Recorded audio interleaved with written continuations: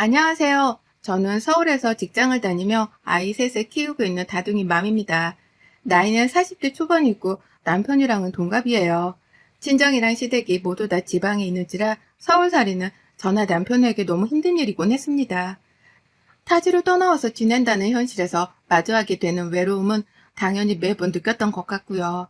자식들을 하나도 아닌 셋이나 낳고 키우다 보니 육아로 인해 정신없이 하루가 흘러가는 날들이 다반사이긴 했으나 그렇게 무시무시한 하루를 보내고 찾아오는 한밤중에 늘 우울하고 공허했어요. 이게 잘 사는 건가 싶은 회의감이 들었습니다. 그래도 자식을 키우며 얻는 보람과 행복이 분명히 있기에 거기서 어떻게든 인생의 방향을 찾아보려고 노력했습니다.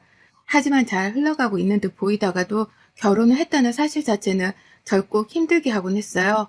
마음을 힘들게 하는 걸로도 모자라 제 몸뚱이까지 지치고 힘들게 만들었다는 게 가장 정확한 표현일 것 같습니다. 저희 남편은 종갓집 장남도 아니에요. 그렇다고 뭐 경제적으로 부유하다거나 큰 덕망을 쌓아서 집안 자체가 유명한 것도 아니고요. 정말 아주 그냥 지방에 있는 소도시 중에서도 소도시인 곳에서 오랫동안 정착만 하고 사는 평범하디 평범한 집안에서 태어났답니다. 시부모님 두 분 다 살던 고향을 벗어난 적이 없었고 다만 남편과 시누이 둘을 모두 다 서울로 보내 공부를 시키고 서울에 살게 만드셨죠. 뭐 이런 스토리는 지방 어딜 가나 존재하잖아요. 정작 저희 친정 부모님도 저희 남매들을 모두 다 서울로 대학군에 살게 하셨고요. 그렇다 보니 결혼하면서도 지극히 수준이 맞고 비슷한 환경을 가진 두 집안 사람들이 만나서 한 가족이 된다고 생각했습니다. 가족 갈등 같은 건 집안 차이가 많이 나는 사람들한테나 일어나는 일이지 나같이 평범한 결혼을 하는 사람들에게는 절대로 일어날 일이 아니라고 믿었죠. 하지만 이게 웬걸요. 평범하고 더 소박하게 잘 살 줄 알았는데 평범해서 더욱 자존심만 지키려고 하며 남들보다 잘 살아보기 위해 독하게 사는 사람들이었더라고요. 저희 시댁 말입니다. 누구나 한 번쯤 시집살이를 당해본 사람들이라며 익숙하게 느껴질 저희 시댁에 대해서 오늘 정말 민낯까지 파헤쳐 보려고 해요. 저희 시아버지는 몇 년 전에 뇌출혈로 쓰러지는 바람에 지금 거동 자체가 많이 불편하십니다. 옆에 간병인이 늘 붙어 있어야 할 정도로 상태가 최악은 아니었지만 여전히 혼자 화장실을 가려고 하며 제대로 각오를 하고 힘을 써야 할 정도로 스스로 몸을 움직이지 못하셨어요.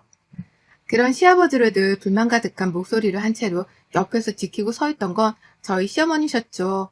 자신의 배우자이고 또 자신과는 어쨌든 한평생 살기로 한 남편이라면 그런 사람이 아파서 쓰러졌을 때 최소한 돕는 것에 실증을 느끼지 말아야 하잖아요.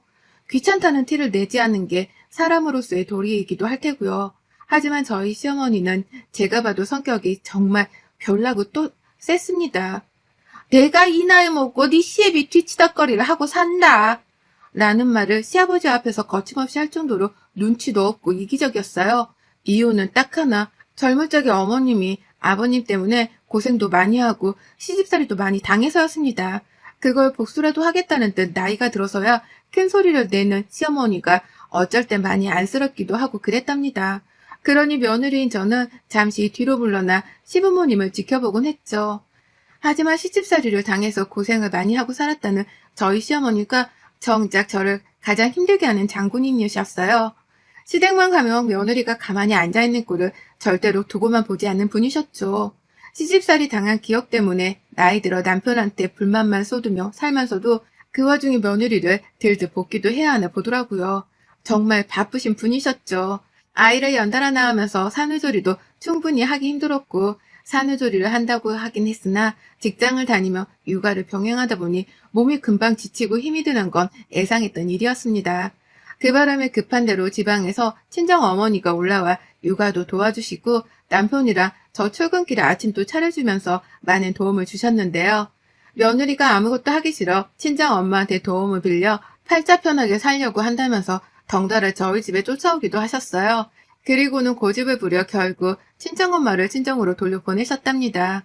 시어머니가 대신 아이들을 돌봐주셨냐고요? 아니요. 그 후 본인은 할 일을 다 마쳤다는 듯 친정엄마의 뒤를 이어 시댁으로 돌아가셨어요. 그리고 저랑 남편은 보기 좋게 육아와 살림에 더욱 바빠지며 더욱 치열한 나날을 보냈고요. 왜인지 같은 여자로서 며느리를 전혀 이해해주려 하지도 않는 것 같았습니다. 본인도 딸 자식이 둘이나 있으면서 며느리는 그런 딸로 봐주지도 않으셨어요.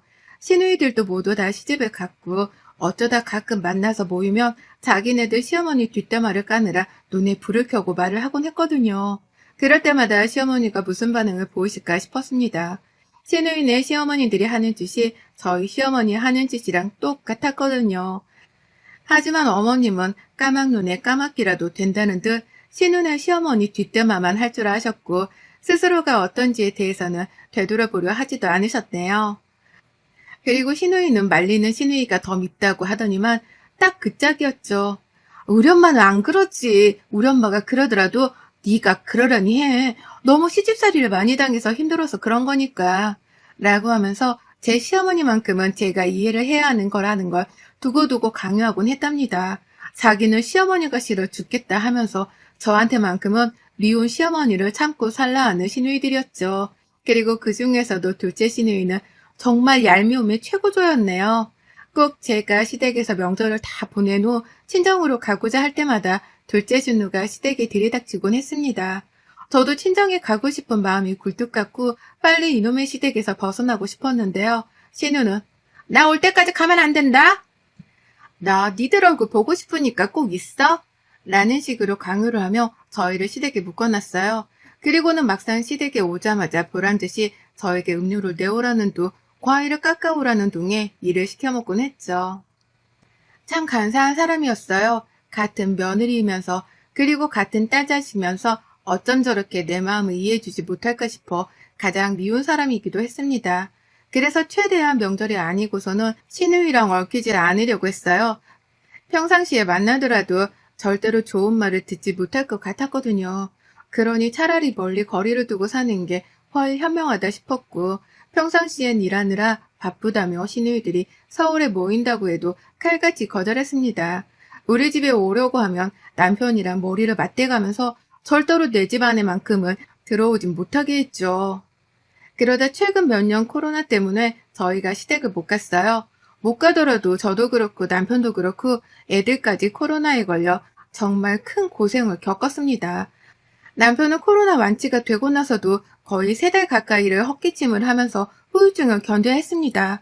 저는 코로나 걸렸을 때 심한 몸살에 두통을 앓다가 코로나 후에는 생리불순에 식욕부진까지 찾아와서 겁이 날 정도로 살이 빠졌습니다. 그 바람에 혹시 더 큰 병이라도 걸렸나 싶어서 건강검진까지 받았을 정도로 마음고생을 했네요. 그런데도 시어머니랑 시누이는 그저 명절에 오지 않아서 좋겠다며 저한테 팔자 좋겠다는 막말이나 늘어놓더라고요.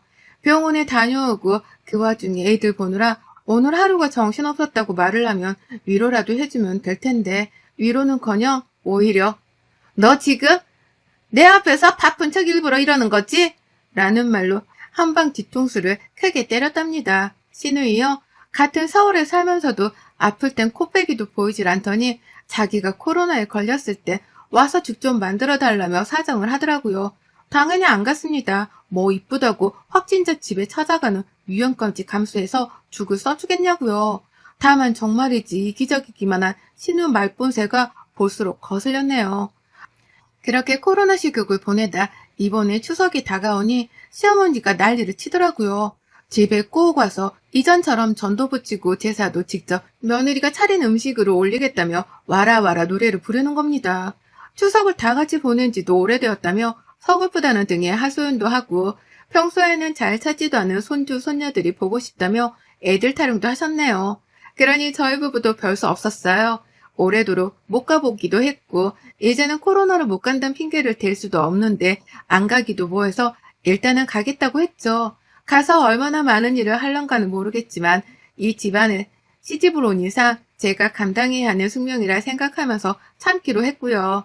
그래서 최근 며칠 동안 명절 지낸 문제 때문에 정말 스트레스도 많이 받고 사는 게 피곤해 쩔었답니다. 육아 살림에 직장을 이어 이제 또다시 시집살이가 시작되었다고 생각을 하니 여자로서 이런 삶에 많이 지쳐버리고야 말았네요. 그러다 결론을 내렸어요. 사실은 남편의 아이디어였죠. 남편이 시장에 가서 요즘 많이 파는 그 차례 음식을 사가자고 하는 거예요. 뭐하러 요즘 같은 세상에 며느리가 혼자 시댁에서 전까지 붙여가며 제사상을 차리겠냐고요. 아무래도 며칠 동안 제가 시댁 문제로 힘들어하는 것에 대해서 위로를 해주고자 건넨 말 같았습니다. 그런 남편의 말에 힘도 났고 생각해보니 제사 음식을 사간다고 뭐가 크게 다를까 싶어서 그러겠다. 저도 마음을 먹었죠. 어차피 돈을 지불하는 것도 제 지갑에서 나갈 일이니까 시댁에는 말만 전달을 하기로 했어요. 원래부터도 음식이며 요리할 준비를 아무것도 해놓지 않으셨긴 했으나 그럼에도 혹시나 싶은 마음에 일단은 제가 대표로 시어머니에게 연락을 드렸습니다. 제사 음식은 다 사서 준비를 해갈 테니 아무것도 하지 말고 계시라 말씀드렸어요. 그러자 시어머니는 요즘 그런 것도 살 수가 있니? 라는 반응을 보이면서 처음에는 무척 신기해 하더라고요. 제사 음식을 직접 만들어 들고 오는 게 아니라 밖에서 사가지고 오냐는 것도 재차 확인하듯이 물어를 보셨고요. 충분히 설명을 드렸습니다. 돈도 내가 지불하고 음식도 잘 만드는 곳으로 선별해서 잘 들고 가겠다고 말씀을 드린 후 대화는 잘 마무리했어요. 어머님도 계속 알겠다고 하면서 다른 말은 없으셨고요. 그런데 뜬금없이 둘째 시누이한테서 연락이 왔습니다. 솔직히 전화가 걸려왔을 때 살짝 불안하긴 했는데요. 전화를 받자마자 아니나 다를까 제사 음식을 사온다는 것 때문에 화가 머리 끝까지 나서는 연락을 해왔더라고요. 지가 뭔데 말입니다. 아니, 내가 살다 제사 음식을 사서 가져온다는 며느리는 처음 들어보네? 우리 집이 그렇게 우스워? 얼마나 우스웠으면 제사 음식을 감히 사오겠다는 생각을 다 해? 라고 하면서 소리를 치는데 귀가 떨어져 나가는 줄 알았어요. 너무 크게 소리를 질렀거든요. 이게 시누이가 이만큼이나 화낼 일인가 싶어 어안이 벙벙했습니다. 제 얘기를 들어보라고 차분하게 대답을 했더니 입 닥치고 내 말 들어! 라는 말과 함께 뭔 말인지도 알아들을 수 없을 만큼의 말들을 빠르게 뱉어냈죠. 주제 파악을 못하고 음식을 밖에서 사온다느니 밖에서 돈 버는 유세 떨지 말라느니 하며 별별 듣도 보도 못한 악담을 죄다 들었습니다. 무식하게 소리부터 질러대는 시누이와 달리 저는 바로 행동으로 옮기겠다며 그 말들을 모조리 다 녹음해 버렸고요. 시누는 한참 동안이나 씩씩대며 화를 멈출 줄 몰라 했고 급기야 너 내 눈앞에 있었으면 내가 지금 당장이라도 네 머리채를 잡았어! 라고 하면서 대책이 없을 만큼의 거친 말도 결국 쏟아내 버렸습니다. 손으로 허공에서 머리채를 잡는 신용이라도 하고 있는 건지 전화 너머로는 공깃바람 소리까지 들리더라니까요. 씩씩대는 신우의 숨소리랑 섞여서는 헵사 협박 전화를 방불케 했습니다. 그리고 그때 전 정말 지금에 와서도 왜 그랬는지는 모르겠지만 너무 무섭고 황당하고 말도 안 나올 정도로 억울해 죽겠는데도 너무 거칠게 말을 쏟아내며 지 혼자 씩씩거려 어쩔 줄 모르는 신우가 우스워 죽을 뻔했어요. 정말 지금도 왜 이게 웃긴 상황으로 느껴졌는지 모르겠지만 자기 시댁에 이어서 친정 제사까지 걱정하며 오지랖을 있는 대로 떨어대는 신우가 너무 애잔하고 우겨 죽을 뻔했네요. 자기는 시댁에 가서 전도 붙이고 고생은 바가지로 하며 또 시집살이를 당할 게 뻔한데 친정집 며느리는 편하게 음식 사다 상에 올리며 편하게 보낼 생각에 질투가 났을 신우의 속마음이 훤히 보였습니다. 그러니 전 뒷감당을 하지도 못한 채 그 자리에서 하고 웃어버리고야 말았어요. 순식간에 벌어진 일이었습니다. 한 번 웃어서 그런가 두 번째 웃음이 터진 건 일도 아니더라고요. 라면서 배를 잡고 뭐 이런 모질한 사람이 다 있냐며 막 웃어 제꼈어요. 그러니 신우도 더 열이 받아 소리를 지르고 너 가만 안 둔다고 또 벼르고 난리를 치다 전화를 끊었죠. 저는 뒷감당이 안 될까 겁이 났으나 일단 최대한 침착하고자 했어요. 웃어서 눈물도 나오는데 이 정신 나간 신우가 어떤 방법으로 복수를 하려들까 싶어 그게 뒤늦게야 걱정이 되기 시작했습니다. 하지만 엄연히 사실을 따져봐도 제가 잘못을 한 건 하나도 없었고 욕이란 협박을 한 건 신우였기 때문에 잘잘못은 정확하게 따지기로 했어요. 그리고 전 신우이와의 통화 녹음 파일을 그대로 삭제 없이 저희 남편에게 보냈습니다. 이거 가지고 고소라도 할 생각이니까 니네 누나가 뭐라 하면 나한테 바로 이르라고 문자도 따로 남겼고요. 그리고 그날 저녁 남편은 제게 미안하다 사과를 하느라 바빴고 저는 남편 앞에서 신우이한테 당한 서름이 더 서글펐던 것처럼 연기를 해가며 억울함을 토로하는 중이었는데요. 글쎄 신우가 집에 찾아왔어요. 씩씩거리면서 소리를 지르더니 결국 그 화를 못 참고 제 머리채를 진짜 뜯기라도 하려는지 집을 찾아온 겁니다. 그것도 용감하게 자기 혼자서 분에 못 이겨 말이죠. 첫째 신우라도 끌고서 둘이서 편먹고 찾아올 줄 알았더니 주변에는 신우이의 신랑조차 없더라고요. 혼자 막 소리를 지르면서 문을 두드리는데 남편은 순간 지진이라도 난 줄 알았다며 입구에 서서 한참을 동태 파악을 하는데 머리를 썼답니다. 그러다 신우이인 걸 알고 나서는 둘 다 한마음이 되기라도 했다는 듯이 눈에 맞췄죠. 저 미친 자가 드디어 결국 내 집 앞의 모습을 드러냈다는 생각을 하면서 말이죠. 문을 열어주니 신우이는 아니나 다를까 저를 보자마자 쌍심지를 켰습니다. 저를 보자마자 내가 너 때문에 오늘 하루 종일 아무것도 할 수가 없었어. 라고 하면서 짜증을 내는데 나는 지 때문에 일을 하는 와중에 욕도 먹고 그 바람에 일하는 데 집중도 안 돼요. 남의 회사에 패까지 끼칠 뻔했는데 지는 뭐가 저리 당당해. 자기 살림을 못한 걸 가지고서 저리 투정을 부릴까 싶었습니다. 그것보다도 이게 이렇게 욕을 하다못해 집까지 찾아와 따지고 들 일인가 싶어서 억울함은 점점 더 커져갔죠. 아이들은 이미 방으로 피해 있었고 남편은 중간에서 저를 대신해 신우한테 쌍심지를 켰어요. 애들 앞에서 난동 한번 부리기라도 하면 눈하고 보고 가만 안 두겠다며 중저음으로 말을 하는데 와 정말 제가 봐도 내 남편인데 너무 무섭더라고요. 신우도 그걸 느낀 건지 방금 전까지 저를 한 대 건드리기라도 하려는 듯 소리를 치더니 순식간에 꼬리를 내리고는 남편을 한번 쳐다봤다가 기어들어가는 목소리로 말했어요. 너 네 마누라가 뭐라고 한 줄 아니? 차례 음식을 밖에서 사오겠다잖아. 얼마나 우리 집 우습게 봤으면. 라고 말이죠. 그래서 남편이 대답했습니다.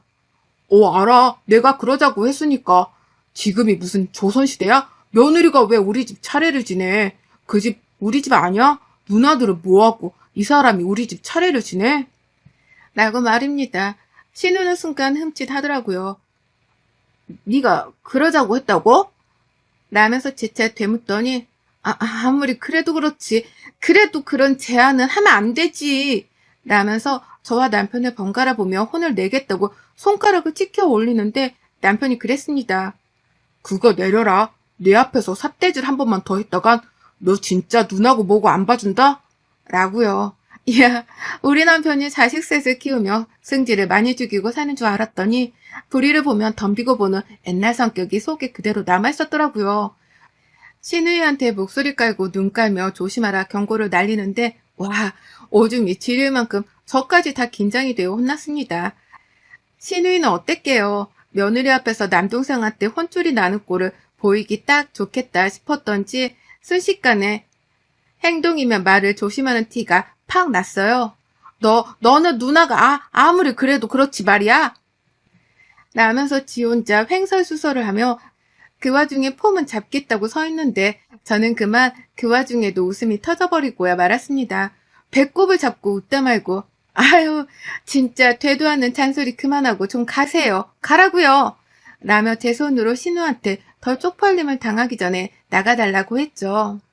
같은 여자로서 체면은 지켜주고 싶다고 하면서 말이죠. 그도 안 되면 오늘 전화통화를 한 내용을 가져다가 고소라도 해서 벌금까지 물리겠다고 정색을 하며 쏘아댔거든요. 그러자 신우이는 그제서야 너 그거 녹음했니? 나랑 통화한 거 그거 다 녹음도 한 거야? 너 이런 애였어? 라고 겁을 내며 놀래 자빠지려 했습니다. 그렇게 심한 욕에 비판을 한 건 본인이면서 그걸 겨우 녹음한 저한테 무서운 애라며 놀라 어쩔 줄 몰라 했어요. 그러면서도 진짜 고소를 당하겠나 싶었던지 들어보자고 은근슬쩍 제 핸드폰을 달라고 하기도 했고요. 가족들끼리 고소는 안 된다는 이에 말도 안 되는 소리를 우겨가며 하더니 결국 자기 스스로 꼬리를 내렸습니다. 혼자 처음부터 끝까지 화내고 겁먹고 별별 짓을 다 하더니만 이번에 또 자기 혼자 꼬리를 내리고는 사과를 하겠다고 눈을 내리깔았어요. 한 번만 봐달라고 말이죠. 자기가 별 참견은 더 안 할 테니까 제사 음식을 사가기로 한 애정대로 해가라면서 급기야 저한테 돈까지 주더라고요. 혹시나 제가 신우이와의 싸움으로 시댁을 안 갈까 싶었던지 돈 나갈 일이 있으면 쓰라고 자기 지갑에서 현금까지 꺼내 저한테 쥐어준 겁니다. 그래서 전 덥석 받았습니다. 네, 잘 쓸게요. 이걸로 좋은 음식 사다 제사상에 올리겠습니다. 라는 대답까지 꼭 해줬네요. 그리고 신우는 그렇게 제 집에 와서 제대로 붙어보지도 못한 채 기만 꺾이고 돈까지 주며 집을 나갔답니다. 그래서 이번 명절에 저는 음식을 만들지도 않고 허리 아파 고생을 하지도 않고 그저 시장에서 사간 제사 음식을 신우 돈으로 사서 편하게 상 위에 올리기만 하게 되었어요. 그 생각이 처음으로 이번 명절에 시댁 가는 길이 가볍게만 느껴지는 중이랍니다. 아마도 전 시댁이 들어가 콧노래까지 부르며 제사상을 차릴 것 같네요. 시어머니 속 뒤집어지는 것도 봐야 제 마음이 완전히 깃털처럼 가벼워질 것 같거든요. 여러분의 생각은 댓글로 남겨주세요. 오늘도 시청해 주셔서 정말 감사합니다.